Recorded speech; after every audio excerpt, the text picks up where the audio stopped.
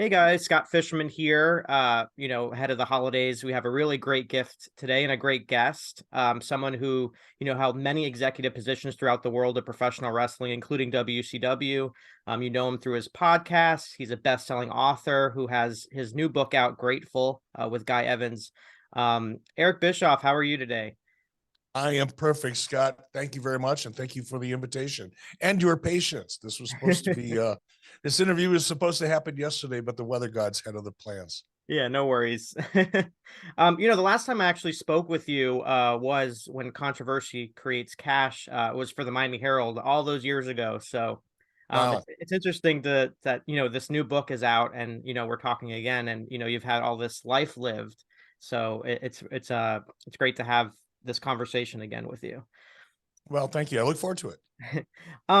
When it comes to the book and your podcast and being able to look at your career and your life through a different lens the last couple of years, do you find it to have been therapeutic, whether for your everyday life at home, with your wife? Does your wife say, now that you have this outlet, you're kind of have this therapy to kind of get all these feelings out, and maybe these feelings that you didn't even realize that you needed to get out?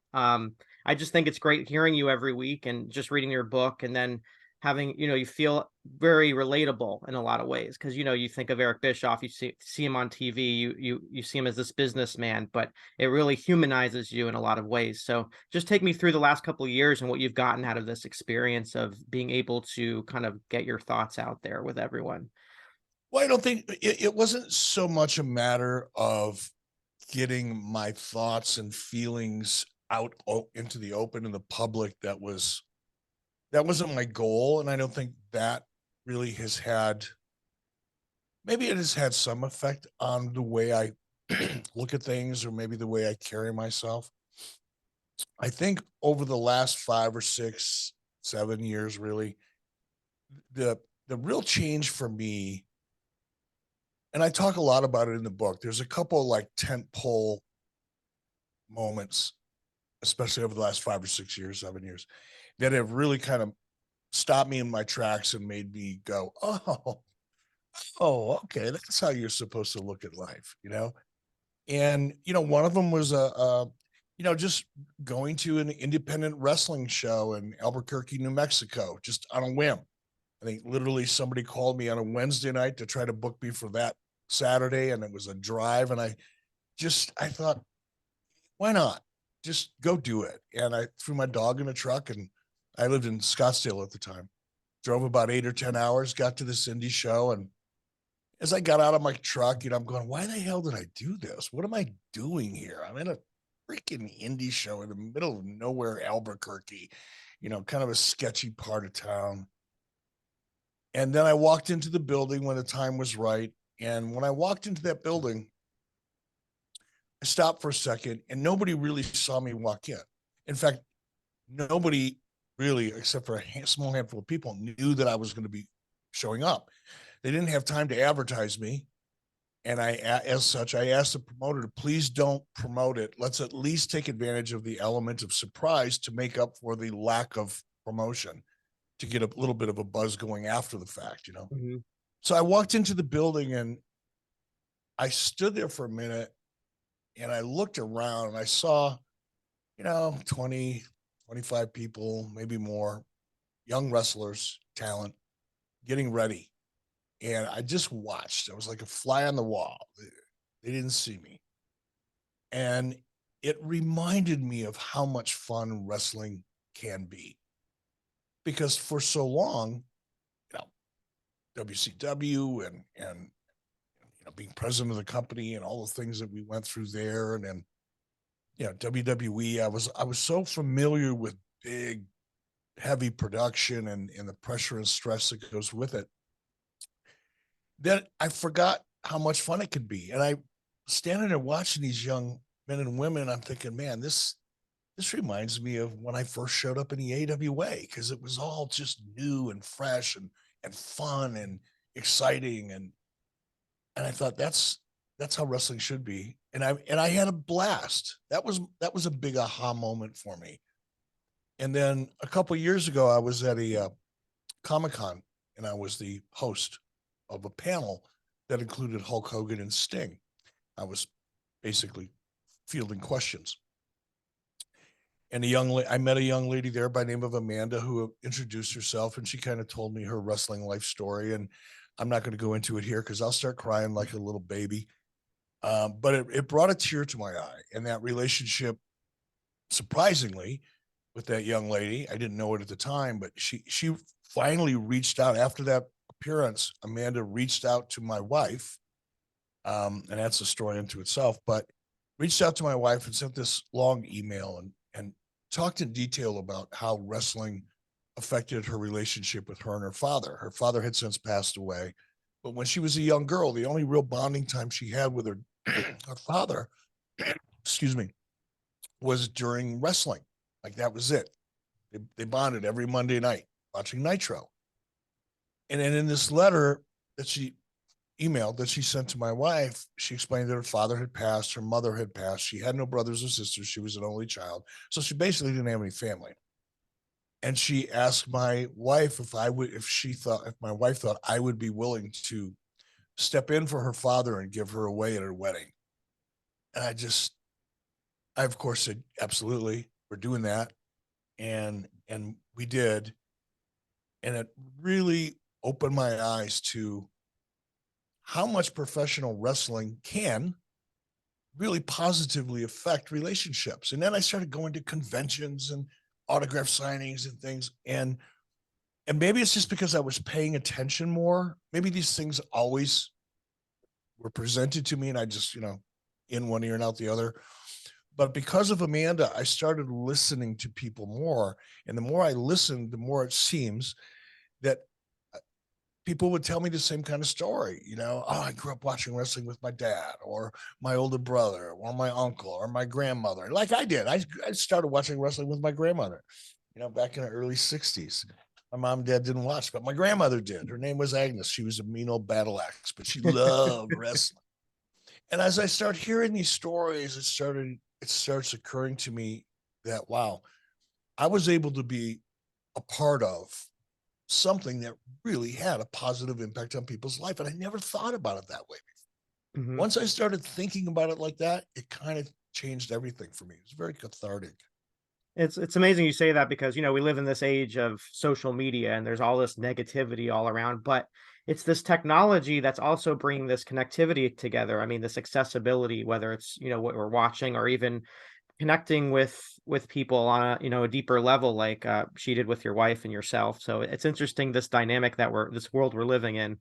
Yeah, it is. It is. I was thinking about this last night, because I'm it's just me and my dog here. I got a lot of time to think, but it seems to me, this is, kind of in the macro, that technology and our ability to communicate from a technical perspective has far exceeded our culture or society's ability to adapt to it. Mm-hmm. Meaning technology is blowing up so fast and is enabling us to do so many things that I don't think as a culture or as a society, even in terms of laws, you have two things that happen, and are independent of each other. You have the rapid growth of technology and potential, and then you've got the slowly developing cultural adaptation to it, laws, regulations, things like that. We're seeing it with Twitter. I mean, that's the controversy with Twitter are they, censoring and infringing on First Amendment rights or not, and the implications of that. And it's it's too complex for me to figure out.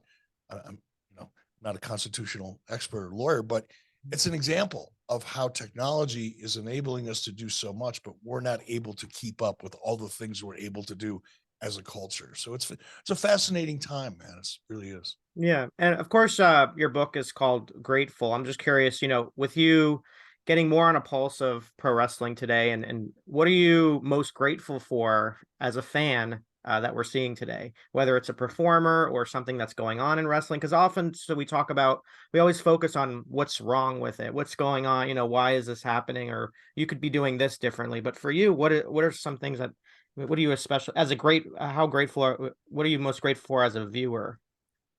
I think the fact that, the professional wrestling industry, because I spent the largest part of my adult life in that industry.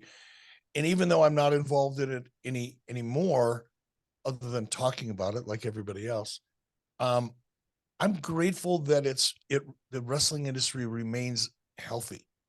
Meaning, you look at rights fees for WWE and AEW, and you look at the global footprint of WWE and how far the professional wrestling industry has evolved and become not only mainstream in terms of television, and we're seeing it in prime time and we're seeing it on Fox Network. I mean, who would have thought, 20 years ago that we'd be watching professional wrestling live on Fox? That's mind boggling. To this day, it boggles my mind. It's such a big step as for the industry. Same for AEW. They're getting, I never got a nickel for licensing fees. I never got a dime, and I see that now, and it indicates that to me at least, that the professional wrestling product is so mainstream now that it's going to be here for a long time. And I'm grateful for that, because you don't want to see an industry that you spent the majority of your life in kind of, wither and die and be relegated to some remote access channel that you need to have, wrap yourself in aluminum foil and, sit on your roof to watch it. I mean, it's everywhere. And I love that. I love that the industry is as healthy as it is.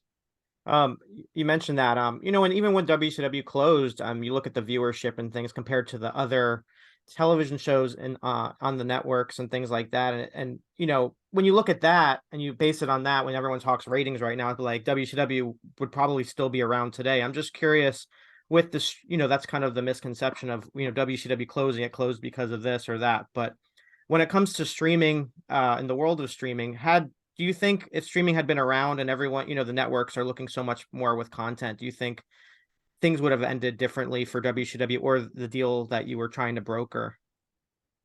No, look, the narrative about WCW and why it was eventually sold at a fire sale to WWE, that narrative is so fraught with just nonsense and BS.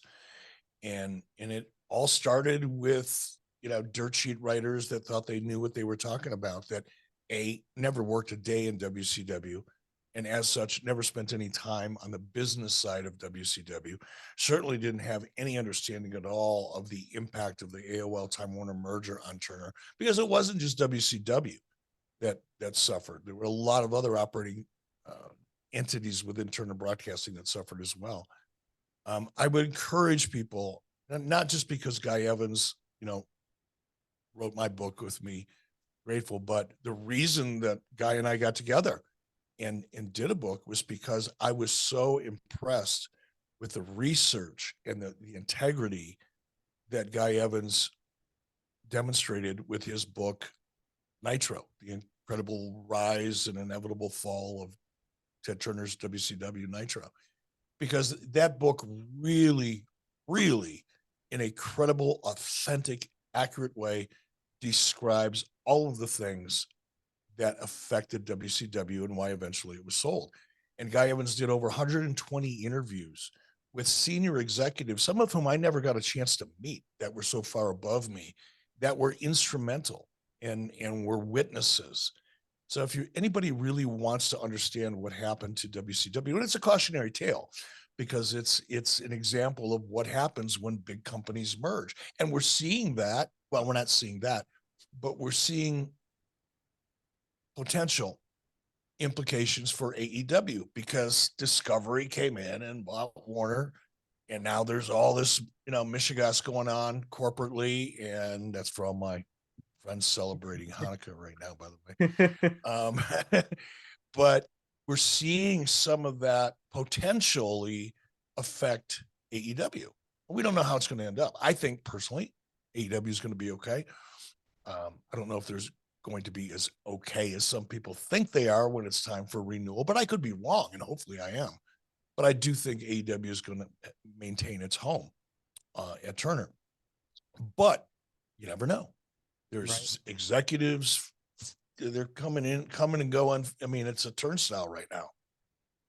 Thousands of people laid off at Warner, a lot of key executives that were instrumental in some of the current positioning of AEW on the Turner networks.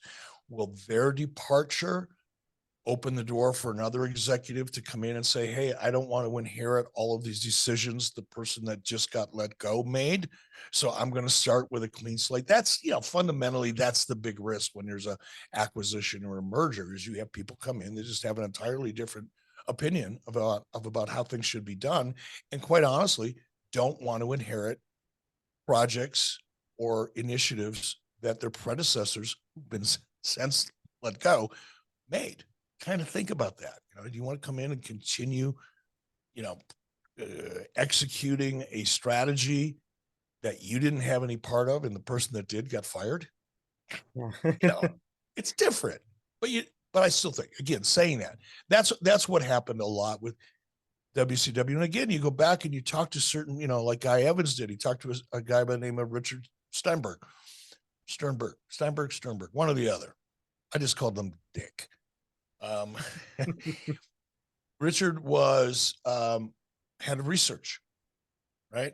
So he was not a high profile senior exec, he was mid-level management, but I don't think anybody reported to him, but he had a mid-level management job. But even, he said, Richard said in his book, the minute that he came to work at WCW, before I got there, by the way, everybody heard the chatter that every executive in Turner Broadcasting wanted to pull the plug on WCW. That was in our face every single day.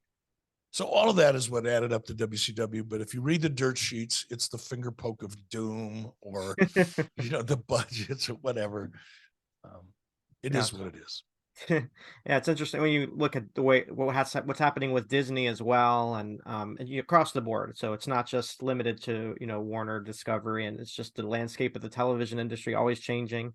It's the landscape of every business. That's right. And I remember back in the day. I hate saying that, back in the day, but there was a point in time when big companies, if a big company wanted to acquire another big company in the same industry, no, you had to go through a lot to make sure that it wasn't, you weren't monopolizing your industry. And the government had a pretty big hand in that. It wasn't just a foregone conclusion. If company A decided to buy company B, there were hurdles that you had to go through and clear. That's not the case anymore. Vertical integration has become as common as not. And you're getting these silos within the industry that control everything. It's not just entertainment, but it's our culture. It's fascinating. It definitely is.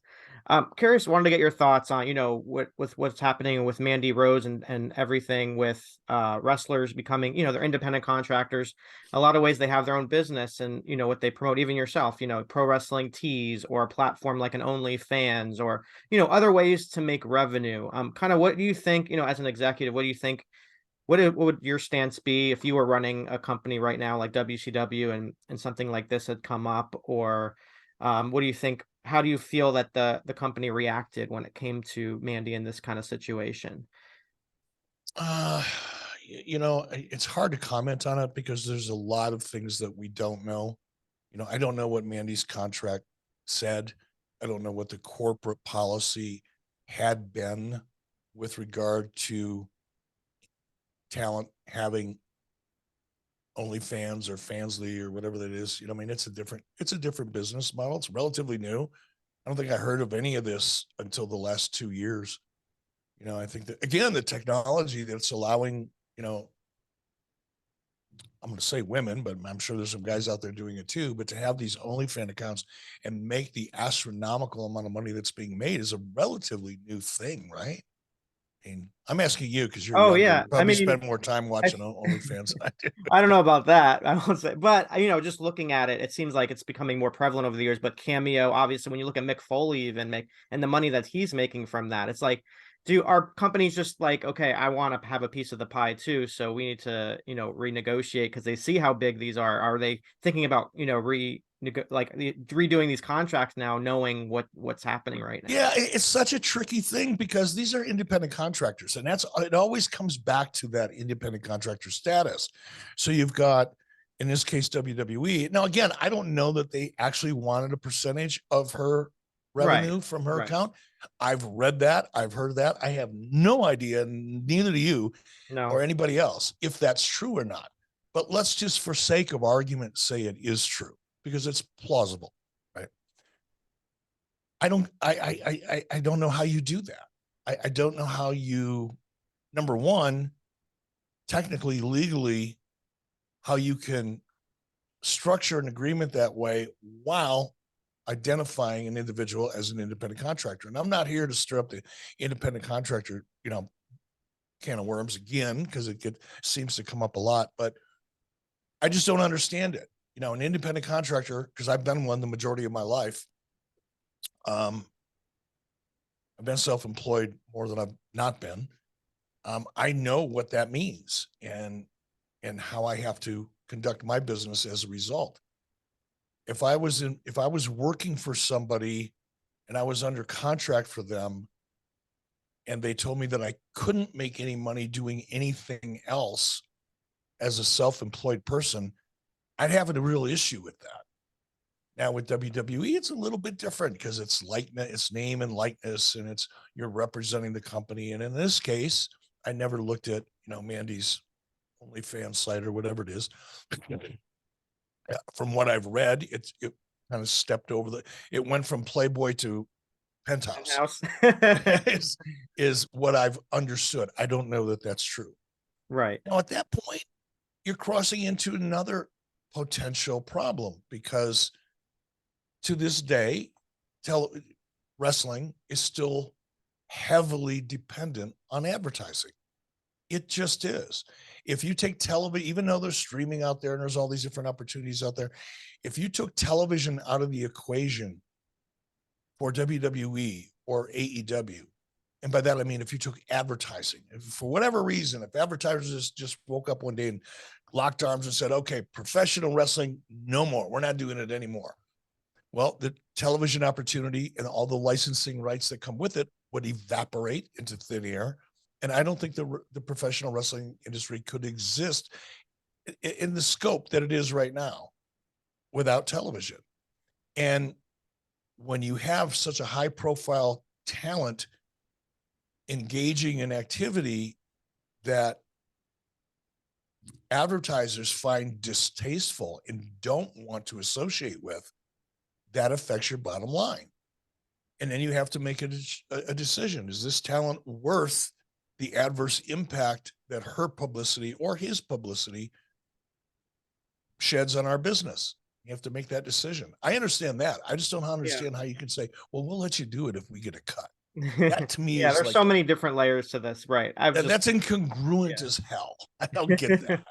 But it's interesting also, I mean, I guess it's a fan time account, but if had, months, her stock in a lot of ways has gone up because so many people are talking about it and are focusing on it. And because why, Scott? Why? Cash. There you go. One more time, brother. We're grateful to know that controversy creates cash. Both of them there. To you. I love you. Strictly business. To be in the wrestling business. Strictly business we're talking about here, though. Oh my God. Knocking it out of the park. Yeah. More than 83 weeks. Okay, we'll stop. The other thing. Oh, no, don't. One other thing, I'll just talk. I think I read about this financial analyst or someone with these TV contracts coming up about, WWE, there's some, I believe it was NBC Universal making a play for WWE and purchasing it. And, what do you kind of get your thoughts on that? All this talk about WWE for sale, all this time, with all the money that it's making. I mean, do you foresee, has your opinion changed at all when it comes to this, or is it kind of? No, it really hasn't. Because again, I don't know any more today than I knew 2 years ago or 5 years ago, or whenever this subject first came up. I'd say right now it's more plausible to me that the WWE would sell because Vince McMahon is no longer at least not visibly in the picture. He's still the majority shareholder. And guess what? He can still say no, and it's his company. So it is possible that even though Vince isn't the CEO or the chairman any longer, it's still possible that Vince could step up and prevent a sale. I don't know why he would do that at this stage of his life with the amount of money that would be involved. What is there to gain from impeding an acquisition like that? I don't know, but I don't know Vince McMahon either. I don't think too many people do. So I think it's plausible. It makes sense, which is why people keep talking about it, because it makes a lot of sense.